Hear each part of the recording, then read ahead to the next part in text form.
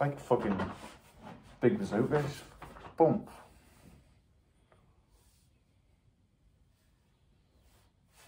Yeah, fucking quite impressed with that. Oh. Fucking do. It'll fucking do.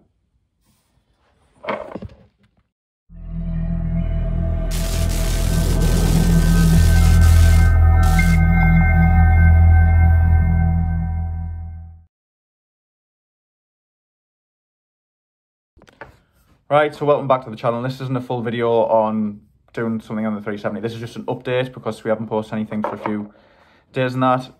We've been busy on it. We fitted the fuel pump. Unfortunately, we fitted that off camera just because we had a car that needed to be moved out. The 370 was parked behind it. And to get the 370 moved, I need to fit the fuel pump. So I just cracked on, fitted it. And then after I thought, shit, didn't record that for YouTube. But next time we've got a 370 in or a 350 and we've got to fit an AM fuel pump or something like that, we'll definitely video it and show you how to do it, and we'll just add it onto this sort of section. But what we have been doing was yesterday we had the fabricator over to tack up the exhaust. So this V-band at this end, it's only tacked up, it's not welded, and turbo flange at this side. This basically fits from the turbo at the back. We put a silencer in as well because apparently they're really loud, straight piped. Fits from the turbo all the way back to the Y pipes. Now we have a custom Y pipe made as well. We will be also making Y pipes to sell on, not just for turbo applications, just for the normal 370s. We can do them with either V-band flanges or the OEM flanges, and we can do them from 2.5 inch to basically 3.5 inch, depending on what you're wanting it for and what size you're wanting. But yeah, this hopefully it'll be the last little update that we do. The rest of it should all be just go ahead. I'm going to stick a few video clips in from us fitting just like little items like the fuel pressure sensor. We've mounted the turbo at the back. Just us talking crap about where we're routing the oil line. So I'll just whack that into the video now, and that'll just sort of show you where we are, sort of show you how technical our thinking is of what we've got to do. Right, so what we're going to do now is the Pcv system. So at both sides you should have, like, I think it's like a 25 or 26, and you should have these Pcv valves on. Now what we've done, don't think see, we've actually drilled out the sand and smoothed it out inside rather than by the fittings, and that just means that they can vent atmosphere. Pretty easy thing to do, just a drill bit, little Dremel bit, and then just screw them back in. They're not the tightest things in the world. They are only plastic, so just be careful. Yeah, they just need a little bit over hand tight, sort of the tightness of them. And then you can put them back in, like say, just drill both sides out completely. Put them back in, and then that means they vent. The other ones, and what we're going to do is put this into a catch can setup. Catch can with a breather. Just means that it's just venting instead of spraying oil everywhere. But to get them off, it's just these little clips here. Just unclip, pull it off, and that's what you should have left over. I should have showed it, but just a bit ahead of myself. Right, so basically all this is like, it's a little adapter. Just undo the two bolts here. It sits literally in there, and then that sits literally on top. So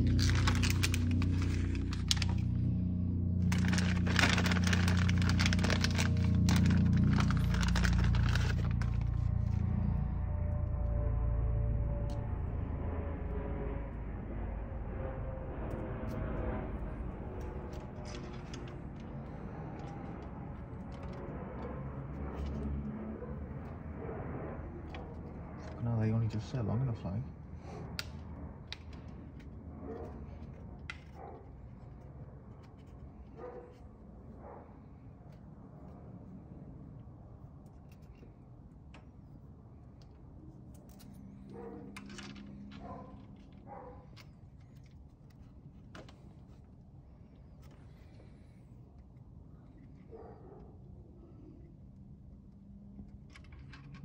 stop video and I don't know what the fuck's going on. Right, so it goes in this way with the, oh shit, the gauge hole at that side.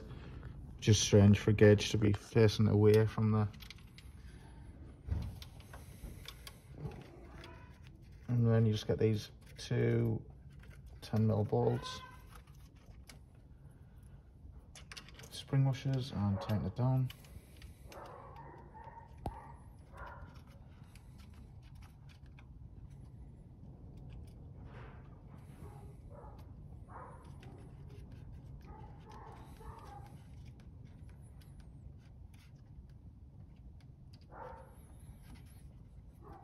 Simple as that. Then obviously nip it up with a 10mm spanner. Right, so what we've basically done is we put what's called a vacuum block. So this will be, go back to the wastegate, that'll go to the boost solenoid, and that'll go to the dump valve. The other ones will blank off, or if we fit a boost gauge, it'll go to the boost gauge, etc.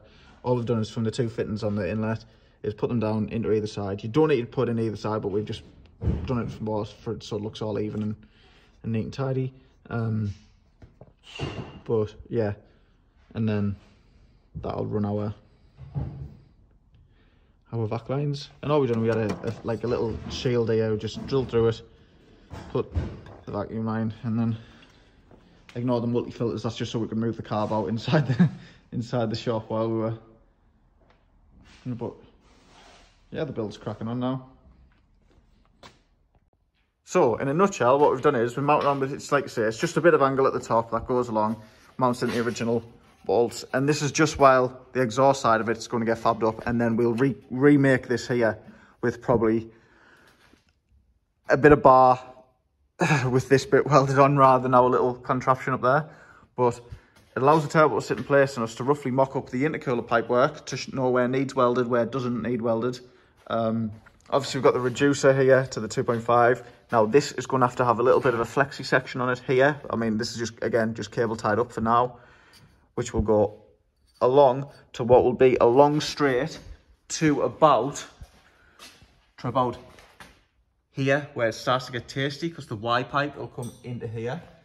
Then for there, we've got to go up over the top of the gearbox, and then up past the C-mark, through this tiny gap here, which we've bought a bit of flexi intercooler pipe that should cover this, because there's no way anything else can get through there on the UK model, or not without going too small. And then bring it around to what will be a 90 into there to here, which again, it'll be upright.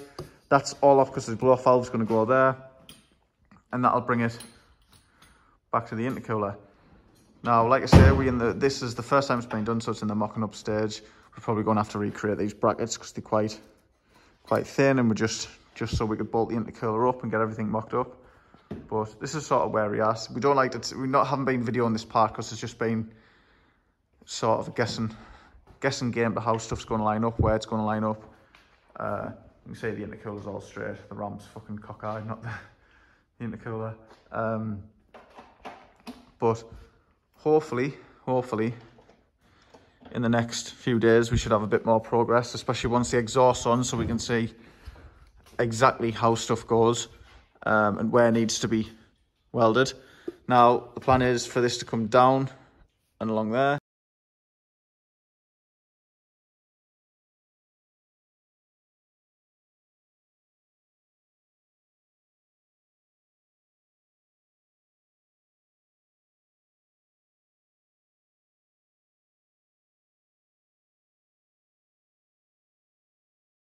With a screamer pipe. Now the screamer pipe, we hope will come up through here and out there to make a second tip. However, up to now, we're not 100% sure until it's on. Yeah. It'll come wherever it is here, straight pipe across here and there. But yeah, we'll get to it eventually. But yeah, it's just nice to have it mounted and sort of in the place and see what it looks like from behind. And luckily, when you're behind the car, when the car's on the floor, you can't actually see it. But yeah, this is just the stages that we've got to go through. Now, if we were fabricators, we'd probably done this right first time and everything, but we're not. That's where Matty's coming in tomorrow, and he will tell us exactly, or he will make us something that looks a lot better than just a bit of bar. But for now, so we can get from down there to here, that's what we put in place, and allowed us to see the perfect height, angle and everything of the turbo, which I think we've got about right there. So yeah, should be spot on. So the oil line will sort of 90 degrees from there.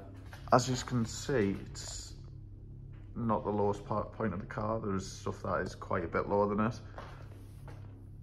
About this much lower, so we're still about 2 inches off being the lowest point of the car, which is the W brace, or possibly the sump with the sump space around. But the oil line sort of goes pretty close to the diff, which you might bring it to this side. It then goes along here, along the intercooler pipe where it comes off, goes under the W brace, which will then go under the shit guard here where the scavenger pump will be mounted, and then to the front.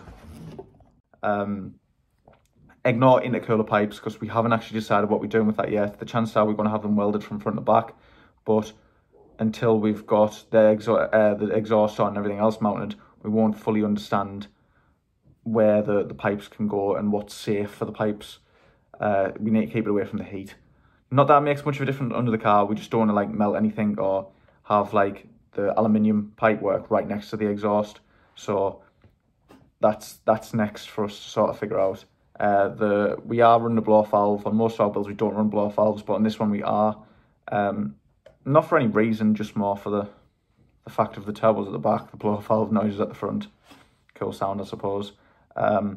Been speaking a little bit more with Eugene about the oil scavenger pump.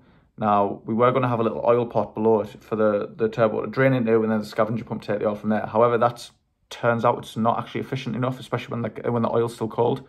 So what we're doing with that is we're going to have a stop delay relay, I think it's called, where once we turn the engine off, the scavenger pump still drains for about 20 seconds afterwards, which will take all the oil out of the turbo or back to the sump. So there's no hot oil sat in the turbo, nothing for it to seep past the seals. And that's sort of how we've come about that. However, the problem we've got is I think it's the amperage of the scavenger pump is higher than what you can get for the relays. So Eugene sent me a nice little diagram, and we're going to go off that to sort of make it work. Like I say, quite a bit out my depth for me because I hate car wiring and stuff like that. But in effect, it's actually quite simple now that I've put it out in front of us.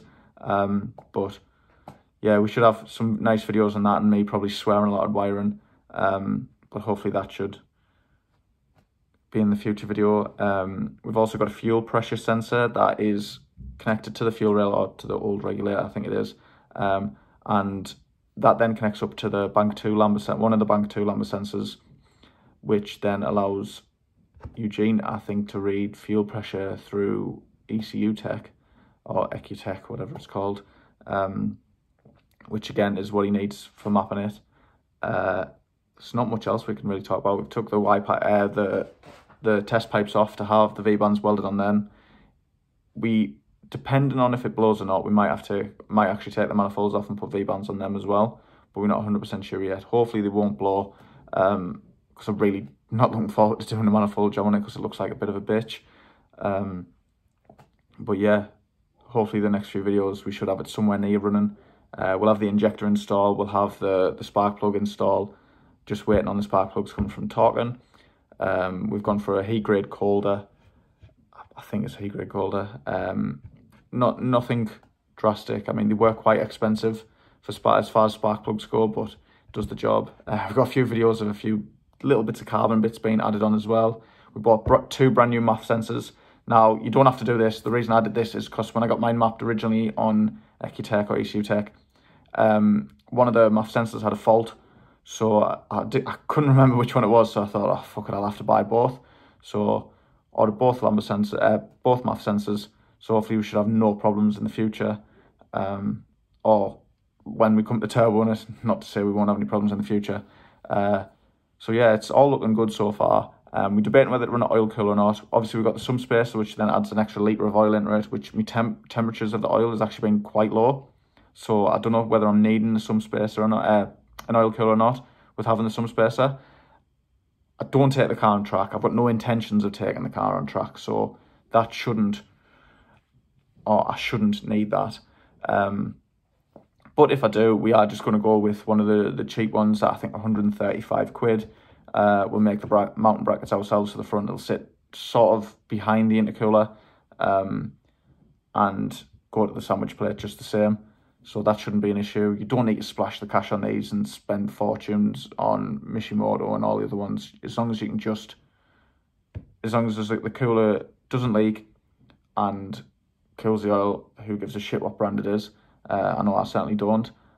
Just as long as the fittings are all right is the main thing. As long as it's not leaking oil anywhere, then just not to worry about. They all are they all more or less the same thing, to be quite honest. Other than that, I think we somewhere near. We got the Pcv Delete, or we'll show that as well. We've done a little video on the Pcv Delete. Instead of buying these £200 fittings, we've just taken the original ones out, drilled out the middle so the ball bearing's no longer in the middle, so it can vent atmosphere. We will just buy 2 breather filters or possibly 2 catch cans and just vent them to there. That's undecided. That's really the very bottom of our list. We want to kind of get the car running and everything before we start neating and tidying up that part of it. But then we had to get the where the Pcv system went into the intake. We've used that as the vacuum takeoff for basically what will be the vac lines to the downpipe and not downpipe, wastegate and the blow-off valve. We'll probably run a boost gauge in future, but at the minute I kind of want it all looking neat, so I don't want some shitty gauge pod just stuck there. I've actually bought the stuff here to make a custom gauge pod and have it all painted so it all looks neat and tidy inside the car, because I can't stand when gauge pods just kind of stuck there. So with the vacuum block, we've also got an extra port that can run a boost gauge. We won't be running an AFR gauge or anything like that, because you can, on Ecutech or EcuTech, you can gauge hijack, which means I can use the oil temperature gauge to read AFR and stuff like that, which I'd rather it be like that than add all these extra gauges. And I just don't like the cars inside when they have all these extra gauges that kind of just stuck there and don't look like integrated. Then the last thing we've kind of got to do is the back part of the exhaust, so from the turbo out. So it'll be like, effectively on normal car, it'll be the downpipe. Ours will be the downpipe that'll come straight out the back. We'll have the tip welded on, and then the screamer pipe will go back over the exhaust and out the other side. And so it still looks like I've got twin tips at the back. However, one will be for the screamer pipe, one is going to be for the actual downpipe, which will be quite good because they'll spit like flames at separate times and stuff like that, which it'll look pretty cool from behind. That's if it spits flames. I'm assuming it probably will with it being decat. So yeah, it's getting close. Our goal now is about the 500 wheel horsepower mark. We can push it further. It just all depends on how the car reacts to the setup. This is, like I say, it's probably, I think, as far as I'm aware, it's the first remount turbo in the UK. But I'm not 100% sure if anyone knows anyone different. Please let us know. And don't tag us in these 350 builds. Like, I know about the 350 ones. I mean, the 370s, as far as that goes, it's the first, as far as I'm aware, in the UK. I keep on getting a lot of questions of why have you gone remount, why haven't you put it up the front, all the rest. Do you not have the skill to put up front? It's nothing to do with skill. It's more, it costs a hell of a lot more to put up front because the manifolds are quite expensive. And to then have it fabricated, then you've got to then take obviously, if you wanted to fabricate yourself, you've got to then take the manifolds off, then figure a way where you can get either side to one place, and then you've got to deal with the heat. There's just a lot of things that you've got to deal with for the front one that, to me, I couldn't understand the benefits of that when you could either mid-mount it or remount it. Now, the reason I didn't go mid-mount is because the space is very tight. Now, basically, I've done it for ease. It's a lot easier to put it at the back. Yes, it can be prone to the water and shit coming up from the road. We completely understand that. We're going to be making a tray for the turbo to sort of be in, so it doesn't see the effects of that. So like it isn't just getting splashed with water constantly and all the rest. Also, the air filter will go up and into the back bumper, so you won't actually see the air filter from underneath or from behind. It's just signed, it's sort of sitting in its pocket of its own air, where it should hopefully keep it out the elements. It'll have a hydro shield over it anyway, so it shouldn't take in water. It won't be any lower than what a cold air intake is on most cars. So that shouldn't actually be a problem. So we've kind of got that side figured out. The only other thing is the intercooler pipe underneath. It sits exactly where the previous, how it comes into a twin from the Y pipe, then a twin back. It sits exactly the same there. So that shouldn't be any lower. Nothing, the lowest point of the car is still actually the W brace. There's nothing lower than the W brace on the car. So there should be nothing scraping or causing any problems in that respect. The turbo doesn't sit any lower than what the original back boxes that we had on. So that's a win. So there should be no reason that I catch it or hit over speed bumps or anything like that gets cracked. The oil lines are completely out the way, under the shit guard, so you can't see the oil lines at all apart from the part that just comes to the turbo. Obviously, you can't really hide them. So we've got most of that sort of figured out. It's just, we'll see what it makes power-wise. The turbo is quite big. We don't know if it's going to be laggy. Apparently it's not. When I've spoken to most people over in the States, there's a definitely not laggy, and that's one of the main questions I get asked is, isn't it going to be a lot of lag, and isn't it going to run like shit and all the rest? Essentially, no, it shouldn't do. But I'm not going to sit here and say I know for definite because I've not tested it myself. Until it's done, I can't say for sure. But from the general conversations I've been having with everyone over in the States who have done this, they've experienced no more lag, no different than a normal setup. So hopefully ours will be the same. The only thing that might let us down a little bit is we've gone for 2.5 inch pipe work for the exhaust rather than 3 inch. The only reason we did this is because the original turbo size we were going for was perfect for the 2.5 inch pipe work, and the flange and everything was perfect, rather than go like to be honest, we were going from the original exhaust at the front to the 2.5 inch, which was a perfect fit. Now that we've gone up a size turbo, we kind of wish we went to the 3 inch, but we'd already got the pipe work here and we'd already started, so we're going like that. In the future, if we can find that we can make more power from it, or if it doesn't run as good on the 2.5 inch, then we will just go up to the 3 inch. It's no hassle. The downpipe from the turbo is a 3.5 inch though, just because the turbo, the V-band on the turbo is a 3.5 inch, so there was no point going smaller from that. The tips are 4.75 inch, which are quite big tips, but when you put them on the car, they actually don't look that big. They're no bigger than the back boxes we had on. So yeah, hopefully everything like that should be sound. Like I say, this is all it should be. It's a complete experiment on my own car. I'm just wasting my own sort of money to see what I can make on it. I'll be happy, like I say, I'll be happy with anywhere around the 500 wheel horsepower. If we get more, we get more. If we get less, we get less. It's still a turbocharged 370Z at the end of the day. I'd like to be able to beat the Hondas, so it'd be pretty shit if I can't. But fuck it, we can only make what we make. But yeah, big shout out to AH Fabrication for popping over yesterday and fucking about with this for a few hours. This will go to them and get welded up. This part here is where the wastegate takeoff is going to be coming from. Kind of gives the wastegate a bit more priority, so we should be able to control the boost all right. But yeah, we won't do that till we know where everything sits on the car, and then go from there. The exhaust bits that we bought were from Profusion as well, only because a lot of the exhaust suppliers at the minute are quite slow, and these were willing to get stuff out to us next day, so we got from them. And to be honest, the quality is pretty good on them, so it's just pipe work at the end of the day.